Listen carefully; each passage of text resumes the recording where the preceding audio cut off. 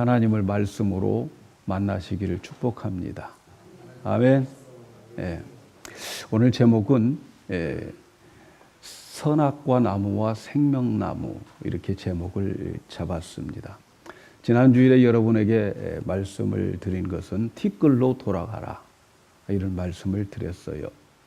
그래서 하나님께서 우리 사람을 흙으로 창조하셨는데, 이 흙이라고 하는 우리 말은 이 히브리어의 원문으로 보면 아파르민 하이다마라고 하는 그런 말인데, 땅의 티끌이다.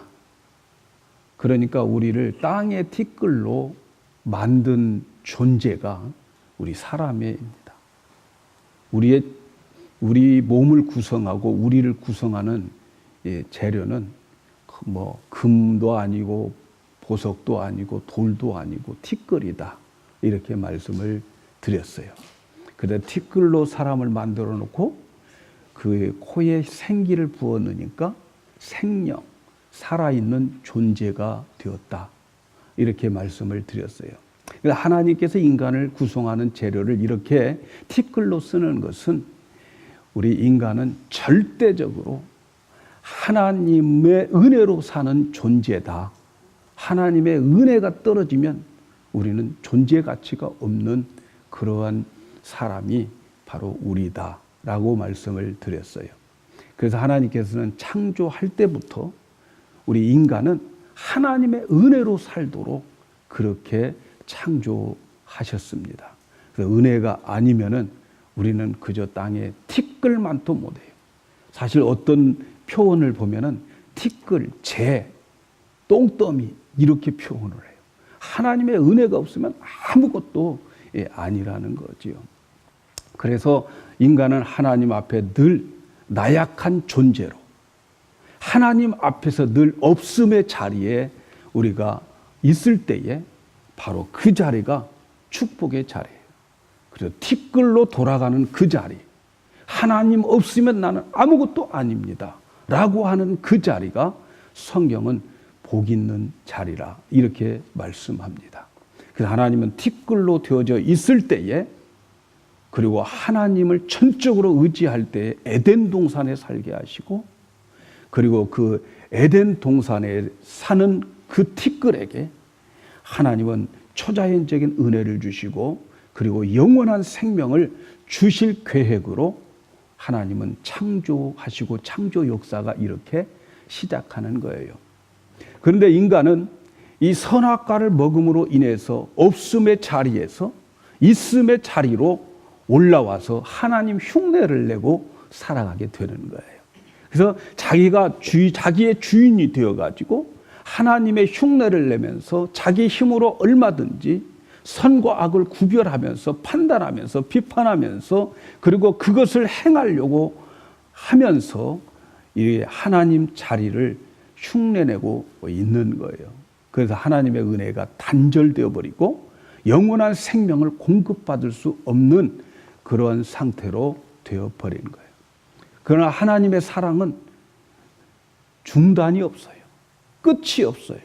그래서 사랑과 은혜가 풍성한 하나님은 창세전에 예비해 놓으신 예수 그리스도를 이 땅에 보내주셔서 이러한 인간들을 다 예수님이 품고 십자가에서 죽음으로 인하여, 그리고 부활하심으로 인하여 우리를 다시 티끌로 회복시켜 놓아서 하나님을 바라보고 하나님께 갈 수 있는 자리로 우리를 회복시켜 오늘 우리가 그 삶을 살아가고 있는 겁니다. 그래서 우리는 절대적으로 예수 그리스도를 통해서 하나님을 의존하고 하나님을 의지하면서 살아갈 수 있는 재창조된 새로운 피조물로 우리가 지금 살아가고 있는 겁니다. 그래서 여러분, 우리가 성경은 처음부터 하나님의 은혜로 사는 존재가 인간이다. 어떻게 그 인간이 하나님의 그 은혜를 받으면서 티끌 같은 이 존재가 땅의 티끌이 하늘의 아들로 되어지는가를 설명하고 있는 것이 바로 성경이에요.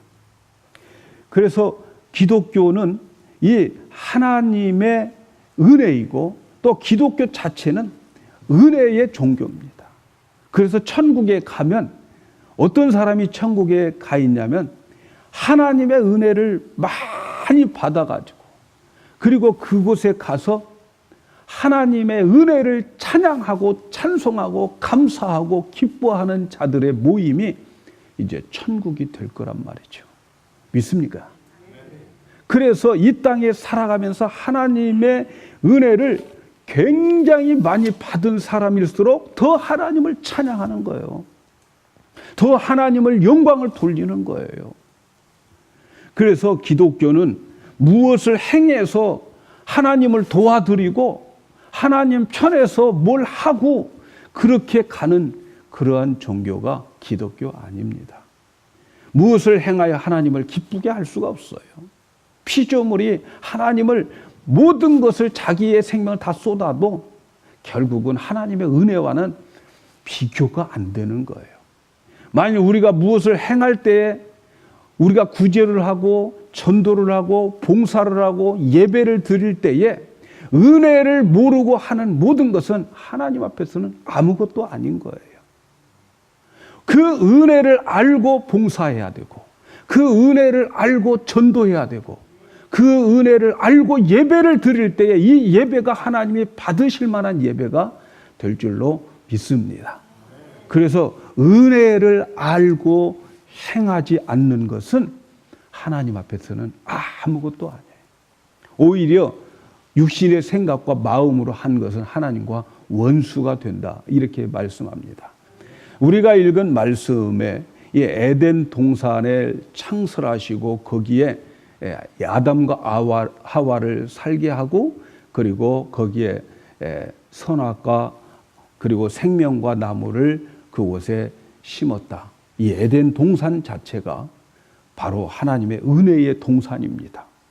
은혜의 동산인 것을 믿으시기 바랍니다. 에덴 동산은 은혜의 동산이에요. 에덴이라고 하는 말은 히브리 말이에요, 사실. 히브리의 발음이 에덴이에요. 그래서 그 에덴은 한국말로도 에덴, 영어로도 에덴, 히브리어도 에덴이에요. 그 에덴이라고 하는 그 뜻은 기쁨이다라고 하는 뜻이죠.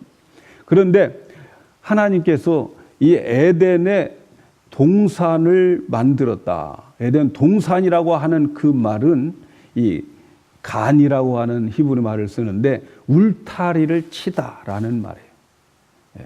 에덴이라고 하는 곳에 울타리를 쳐놓았어요. 그리고 거기에 하나님의 자녀들이 그 안에 살도록 울타리를 쳐놨다고요.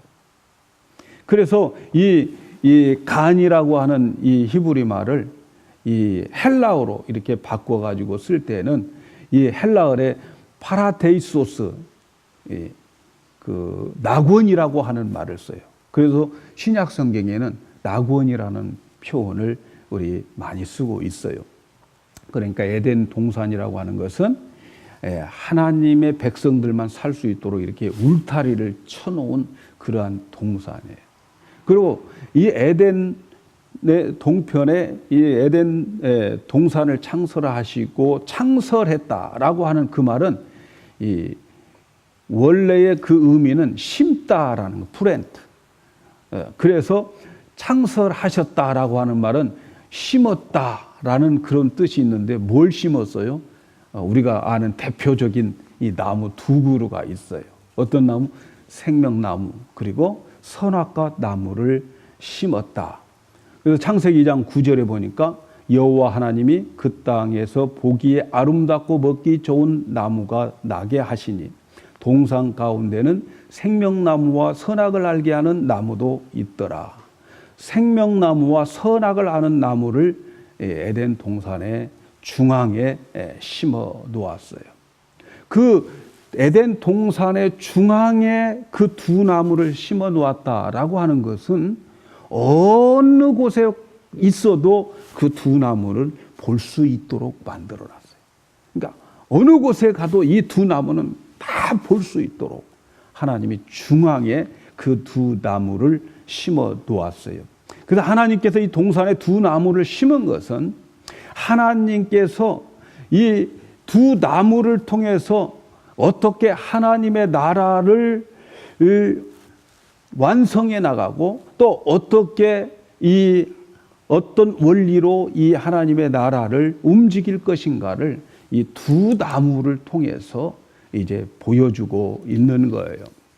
우리가 알아야 될 것은 먼저 이 선악과 나무를 하나님은 최초의 계명으로 삼으셨어요. 그래서 여러분, 동산 중앙에 있는 선악과 나무를 어떻게 생각하십니까? 좋게 생각합니까? 나쁘게 생각합니까? 예? 에덴 동산에 있는 선악과 나무가 도대체 좋은 나무인가 나쁜 나무인가? 예. 많은 사람들이 생각을 할 때 이 선악과 나무만 없었더라면 하나님이 왜 하필 에덴 중앙에 이 선악과 나무를 만들어 놓으실까? 이렇게 선악과 나무를 나쁜 나무로 생각을 많이 해요. 사람들은 그렇게 생각을 하는 사람들이 있어요. 그런데 하나님은 오늘 말씀에 보니까 이 나무를 보기에 아름답고 먹기에 좋은 나무라 이렇게 말씀합니다. 안 좋은 나무 같으면은 밤나무의 밤열매처럼 열매 자체에 막 가시를 많이 아주 만지기만 해도 찔리는 그런 밤나무 같은 열매로 만들어 놓으면 아예 안 따먹을 것 같은데 먹기에도 좋고 보기에도 좋고 지혜로울 만큼 탐스러운 나무로 만들어 놓으셨단 말이죠. 하나님이 그걸 만들어 놓으시고 먹지 말라. 도대체 먹으라는 거야? 먹지 말라는 거야? 먹지 말라고 하려면은 밤나무에 밤나무처럼 그 밤처럼 만들어 놓으면 얼마나 좋겠어요. 그런데 보기에도 좋고 먹기에도 좋고 그렇게 딱 중앙에 만들어 놓. 여러분, 하나님께서 이거 먹으라는 걸까요? 먹지 말라는 걸까요? 한번 생각해 보세요. 근데 보십시오. 근데 하나님은 이 선악과 나무를 가지고 하나님은 최초의 계명을 만듭니다. 이 최초의 계명이고 최초의 율법을 이 선악과 나무로 만들어요. 그래서 창세기 2장 16절 17절에 보니까 여호와 하나님이 그 사람에게 명하여 이르시되 동산 각종 나무의 열매는 내가 임으로 먹되 선악을 알게 하는 나무의 열매는 먹지 말라. 내가 먹는 날에는 반드시 죽으리라 하시니라. 최초의 계명에서 하나님께서 그 선악과 나무 먹음직하게 만들어 놓고 보암직하게 만들어 놓고 이거 먹지 말라. 이거 먹으면 너 죽어. 이렇게 하나님께서 정령 죽으리라 이렇게 말씀하시는 뜻이 뭐냔 말이죠. 이 첫 번째 계명을 만들어 놓은 뜻이 뭐냔 말이죠. 이 계명을 주신 이유는 티끌 같은 인간인 너희들은 하나님의 말씀에만 순종할 때에 살아있는다. 정령 죽지 않는다. 살아있는 존재가 된다는 뜻이에요. 그래서 인간이 살 수 있는 유일한 길은 사람이 떡으로 사는 것이 아니고 하나님의 입으로 나오는 그 말씀을 지킴으로 순종함으로 살 수 있다. 그 방법밖에는 티끌인 인간은 살 길이 없다 하는 것을 이 계명을 통해서 우리에게 가르쳐주고 계시는 거예요. 근데 여러분, 우리가 이걸 알아야 돼요. 성경에 나오는 모든 율법, 모든 계명은 여러분 지키라고 주실까요? 아니면 지킬 수 없다고 주실까요? 여러분 이걸 아셔야 돼요. 성경의 모든 계명은 지키라고 주시는 것이 아니고 지킬 수 없다고 주시는 것이 율법이고 계명인 거예요. 십계명 지킬 수 없다고 주는 계명이지 지키라고 주는 계명이 아닙니다. 그러면 하나님은 이 율법을 우리에게 왜 이렇게 주시느냐? 우리에게 계명을 주시는 그 이유가 뭘까요? 하나님이 우리에게 계명을 주시는 이유는 그 율법을 통해서, 그 계명을 통해서 너희 자신의 어떠한 존재인가를 깨달으라고 주는 거예요. 너 이것 먹으면 정령 죽으리라. 그게 지킬 수 있다고 해서 주신 게 아니죠. 너는 못 지킨다. 티끌에 불과한 인간은 도저히 선악과 나무의 시험을 통과할 수 없는 자라는 것을 가르쳐 주기 위해서 이 선악과의 첫 계명을 거기에 하나님이 주신 거예요. 그러니까 여러분 보십시다. 하나님께서 그렇다면 창세 전에 선악과 나무를 만들어 놓고 심어 놓고 그 선악과 나무를 먹을 것으로 알았을까요? 몰랐을까요? 예? 하나님께서 선악과 나무를 심어 놓고 너 이거 따먹으면 정령 죽어 그렇게 말씀하실 때에 아니 하나님의 계획 속에 선악과 나무를 아담이 먹는다는 것을 알고 거기에 두었을까요? 모르고 두었을까요? 예? 모르고 두었다면 한치의 앞도 모르는 하나님은 우리 믿을 거 없어요. 믿을 필요도 없고요. 그분을 하나님이라고 말할 수도 없어요, 여러분.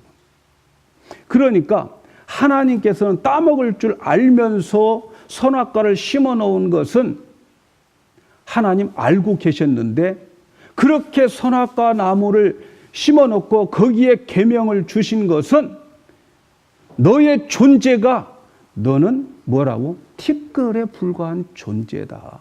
너는 그것 너의 힘으로는 아무것도 할 수 없는 존재라고 하는 인간의 실체를 온 세상에 폭로하는 사건이 바로 이 선악과를 통해서 우리에게 가르쳐주고 있는 거예요. 그래서 너희는 은혜가 필요한 자라는 것을 깨닫게 하는 거예요. 제가 말씀드렸죠. 하나님의 창세기에서부터 처음부터 하나님은 은혜 주기로 작정한 거예요. 아멘. 그래서 하나님께서 은혜로 계획하시고 은혜로 지금 진행하고 계시는 거예요. 그래서 하나님은 선악과 나무를 통해서 만천하에 인간의 실상은 티끌에 불과하다. 정말 하나님의 은혜 주시지 않으면 아무것도 할 수 없다.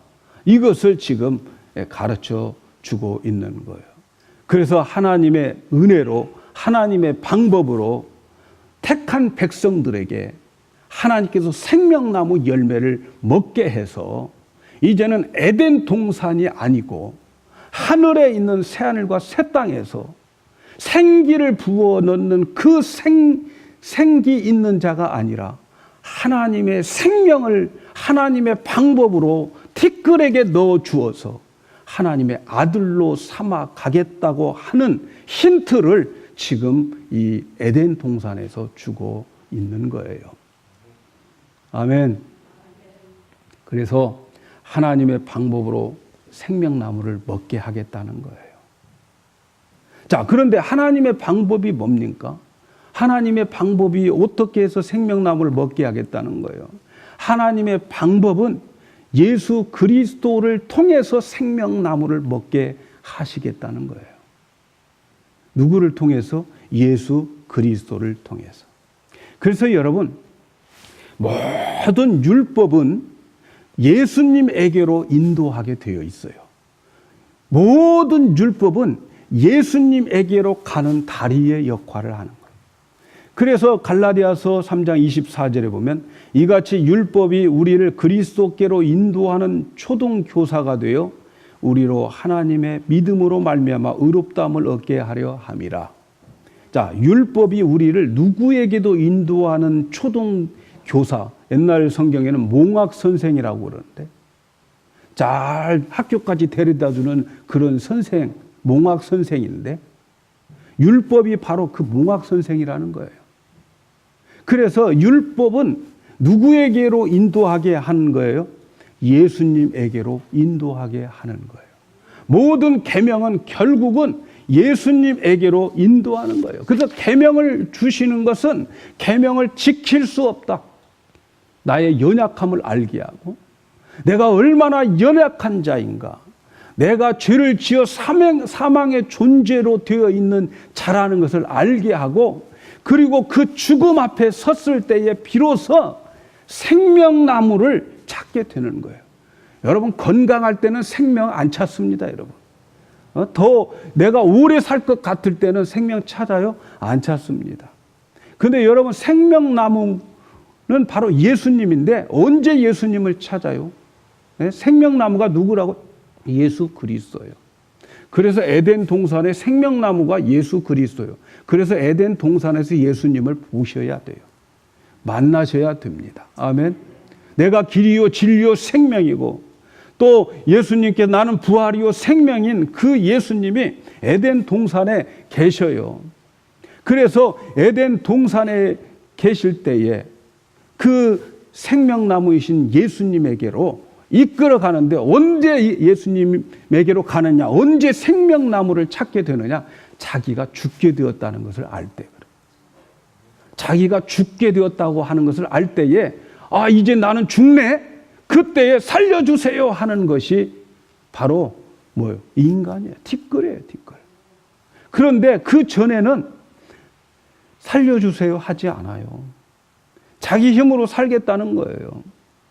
그런데 이 율법을 통해서 자기 자신이 비춰지면 내가 죄를 졌구나, 그리고 죄의 삭스로 나는 사망이구나, 이걸 알게 되는 거예요.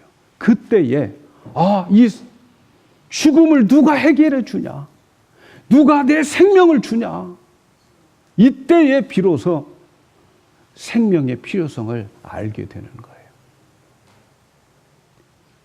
죽음 앞에 서봐야 돼요.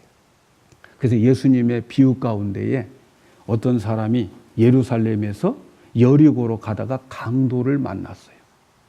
그 강도 만난 그 선한 사마리아 비유가 뭐냐면, 그 강도 만난 사람은 누구냐면 유대인을 가리키는 거예요. 그리고 그 강도 만난 사람을 구해주는 선한 사마리아인은 누구를 가리키냐면, 그들이 상종도 하지 않은 사마리아인들, 개 취급했던 사마리아인처럼 생각하는 예수 그리스도가 바로 선한 사마리아인이에요. 그러니까 유대인으로서 선한 사마리아인을 상종도 않는 유대인으로서는 사마리아인이 와서 도와준다고 했을 때 놔둬라, 살았을 때는 그래요. 그런데 강도 만나가지고 이제 곧 죽기 일보 직전에 있을 때에 예수님이 사마리아인이 찾아가가지고 그를 도와주고 치료해주고 그를 여관으로 데리고 가서 살려주는 그 장면은 유대인들이야말로 죽기 직전에는 예수님 안 믿는다. 그 비유에서 보여주는 게 뭐예요? 인간이라고 하는 것은 죽음 앞에 있어야 사마리아인 상종도 않고 개처럼 취급했던 사람이 와서 핥아 주어도 그냥 가만히 있다가 살아나게 되는 거예요. 여러분, 바로 사람들은 이런 강도를 만나서 죽음 앞에 있을 때에 비로소 내 생명, 나는 살 수 없어, 나 좀 살려줘, 그렇게 하는 존재가 우리 티끌들이에요. 그래서 이 사마리아인처럼 사마리아인을 와서 나를 도와줄 수 있도록 죽어야 돼요. 예. 옆 사람과 한번 인사합시다. 우리 죽읍시다. 예. 아침부터 살아가지고 오시 안 돼. 예. 우리 죽읍시다. 그래야 누구를 만나요? 선한 사마리아인 예수님을 만나게 될 줄로 믿습니다. 그래서 사람은 바로 이렇게 되어져야만 생명나무를 따먹을 생각을 하는 거예요. 그런데 아담과 하와는 그 동산에서 그렇게 살았지만 생명나무의 필요성을 몰라요. 왜냐하면 잘 먹고 잘 사니까, 걱정, 근심이 하나도 없으니까 생명나무가 그 선악과 나무 동산 중앙에 있어도 안 따먹어요. 왜? 안 필요하니까. 그런데 그게 언제 필요해요? 이제는 선악과 나무를 사단으로부터 속아가지고 없음에서 있음의 자리로 가보려고 하다가 선악과 나무를 따먹고 나니까 어떻게 돼요? 자기가 죽게 되는 것을 알게 되는 거예요. 그래서 그때에 나에게 생명나무가 필요해. 그런데 하나님은 그 생명나무를 막아버린 거지요. 예. 그러니까 여러분, 여기에서 우리가 생각해 볼 수 있는 게 뭐냐면, 이 생명나무를 먹을 수 있도록, 그 생명나무의 필요성을 느낄 수 있도록 그 옆에 한 나무가 있었는데, 그 나무가 무슨 나무? 그 나무가 무슨 나무예요? 선악과 나무라고요. 이해가시죠? 근데 이 땅에 티끌인 생명나무의 티끌은 우리가 생명나무의 열매를 먹어야 삽니다. 그런데 그 생명나무의 열매를 먹을 수가 없어요. 어떤 사람이 먹냐면 그 생명나무에 대한 그 계명을 지키는 자가 먹어요.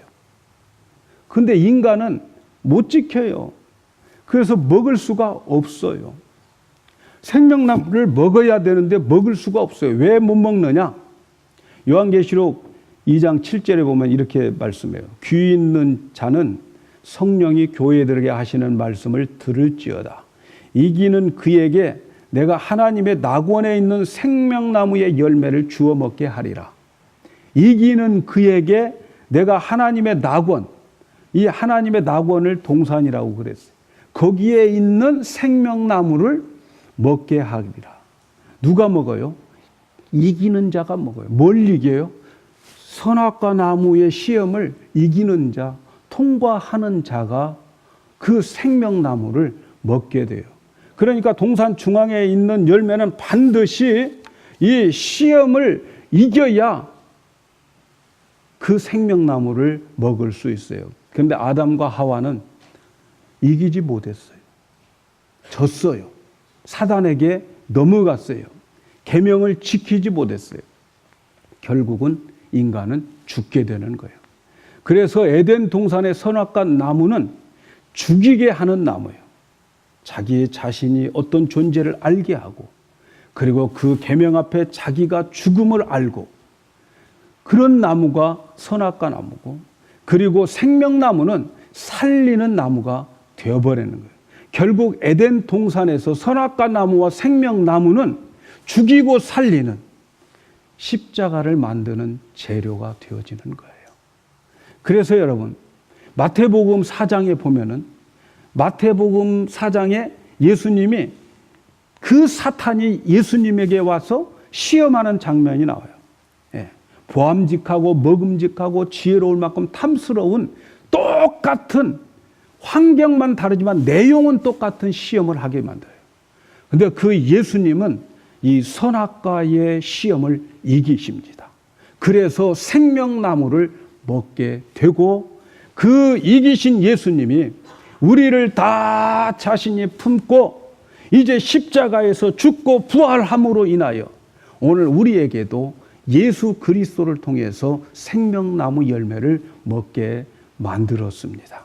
그래서 여러분, 하나님은 선악과를 만드실 때에 은근히 안 따먹기를 바라고 심었을까요? 아니면 따먹을 것이다라고 전제하고 심었을까요? 이제 여러분이 대답해 보셔야 돼요. 네? 사람들은 왜 선악과 나무 만들어 놓고 우리 인간을 이렇게 비참하게 만들었느냐고 하나님께 항의하는 분들이 너무 많아.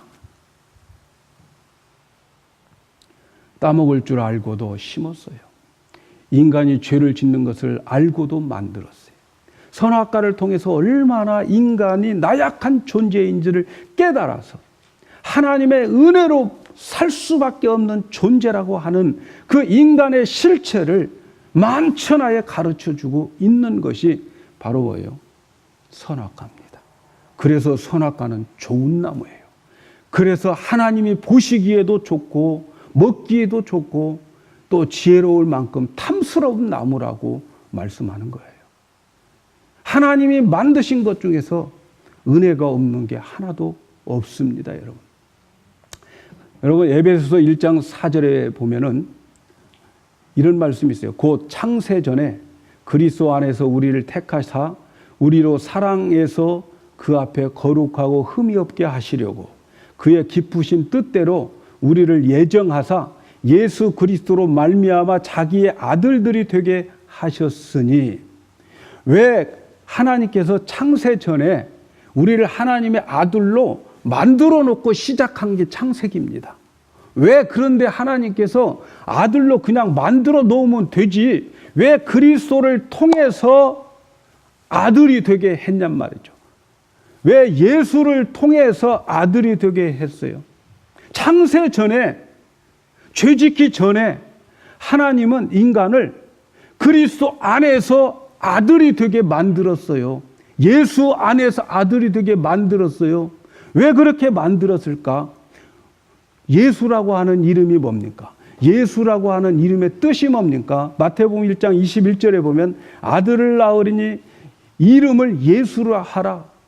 이는 그가 자기 백성을 그들의 죄에서 구원할 자임이라. 창세 전에 하나님께서 예수 안에서 우리를 하나님의 아들로 지정해 놓고 창세기가 쓰여지고 있어요. 그런데 예수 안인데 그 예수라고 하는 이름을 왜 붙였냐고요. 예수라고 하는 이름의 뜻은 자기 백성들을 그들의 죄에서 구원할 자라. 그러니까 하나님은 인간이 창조된 그들이 죄를 지을 걸 알았어요? 몰랐어요? 알았어요. 이해가시죠? 네. 그래서 하나님께서 창세전에 예수라고 하는 이름을 준비해 놓으신 거예요.